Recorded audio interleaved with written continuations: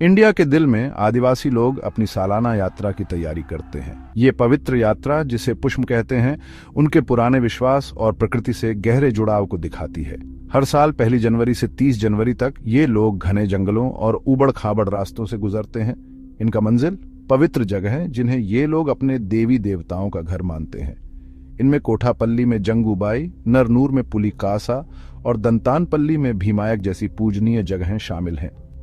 ये पवित्र जगहें सिर्फ जंगल के टुकड़े नहीं हैं, ये आदिवासी धर्म का जीवंत रूप हैं। हर पेड़, हर पत्थर, हर नदी दिव्य उपस्थिति से गूंजती है। कई पीढ़ियों से आदिवासी लोग ये यात्राएं करते आ रहे हैं। उनके कदम उनके पूर्वजों के रास्तों पर चलते हैं। यात्रा के दौरान हवा उत्साह से गूंजती है, उनकी आवाजें एक साथ उठती हैं। पुराने भजन गाते हैं जो पेड़ों के बीच गूंजते हैं। नई पीढ़ी बड़ों के साथ चलती है, उनकी आंखें उत्सुकता और इन पवित्र जमीनों की कहानियों को समझने की प्यास से चमकती हैं। आदिवासी लोगों की यात्रा एक दिलचस्प प्राकृतिक घटना के साथ होती है। जिन जंगलों को वे पवित्र मानते हैं, वही एक राजसी शिकारी बाघ का भी घर है।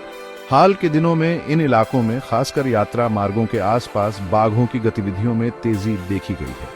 इंसानी आस्था और जंगल का ये मिलन विस्मय और चिंता दोनों पैदा करता है। पवित्र जगहों के पास बाघों की मौजूदगी कोई संयोग नहीं है। आदिवासी लोग अपनी प्राचीन रस्मों के हिस्से के रूप में अपने देवी देवताओं को खुश करने के लिए बकरियों और मुर्गों की बलि देते हैं। हवा में बहने वाली खून की गंध इन बड़े शिकारियों के लिए एक अट्रैक्टिव चीज का काम करती है और उन्हें पूजा स्थलों के करीब खींच लाती है। शिकारी और शिकार की इस नजदीकी के कारण कई बार बाघ देखे गए हैं, खासकर कोमाराम, भीम आसिफाबाद जिले से, खासकर वानखेड़ी मंडल के गोयागांव के पास ऐसी खबरें आ रही हैं। मुंडा के नाम से जाना जाने वाला ये इलाका आदिवासियों के लिए बहुत महत्वपूर्ण है, क्योंकि यहीं वे पारंपरिक रूप से अपने झंडे फहराते हैं और अपनी बलि की रस्में करते हैं। आदिवासी लोग बाघ से नहीं डरते, वे इसकी पूजा करते हैं। उनकी नजर में बाघ सिर्फ एक जानवर नहीं, बल्कि एक दिव्य शक्ति है, जंगल के देवता का रूप, जिसे वे राजुलपेन कहते हैं। ये श्रद्धा इंसान और प्रकृति के बीच नाजुक संतुलन की सदियों पुरानी समझ से आती है। आदिवासी मानते हैं कि बाघ राजुलपेन के रूप में जंगल और उसके निवासियों का रक्षक है। उनकी प्रार्थना बाघ से सुरक्षा के लिए नहीं, बल्कि उसके आशीर्वाद के लिए होती है। वे अपने पशुओं, अपनी फसलों और अपने परिवारों के लिए बाघ देवता से सुरक्षा चाहते हैं। बाघ की दिव्यता में ये गहरी आस्था उनकी लोक कथाओं में शामिल हो गई है।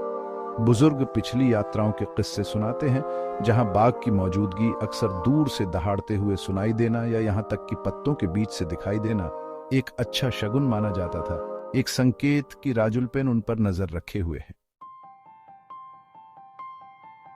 प्राचीन आदिवासी परंपराओं और बाघ संरक्षण का मेल एक जटिल स्थिति पेश करता है।